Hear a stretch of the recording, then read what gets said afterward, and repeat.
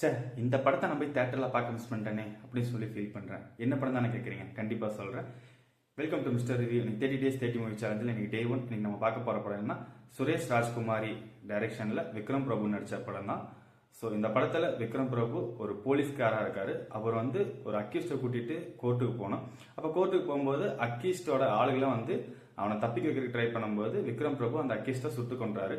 So சுட்டு கொண்டதுக்கப்புறம் விக்ரம் பிரபு அவருக்கு punishment கிடைக்குது. என்ன பனிஷ்மெண்ட்னா, அதே மாதிரி இன்னொரு அக்யூஸ்ட இவர் கோர்ட்டு கூட்டு போகணும்.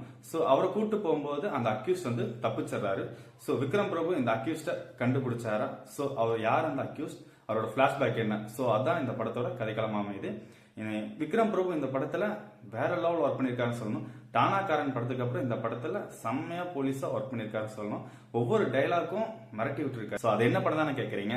ஸோ சிறை. இதே மாதிரி டே 2 என்ன மூவி ரிவ்யூ பண்ணலாம்னு சொல்லி கமெண்ட்ல சொல்லிட்டு போங்க. ஸோ இந்த மாதிரி மூவி ரிவ்யூக்கு மறக்காம மிஸ்டர் ரிவ்யூவை ஃபாலோ பண்ணிக்கோங்க.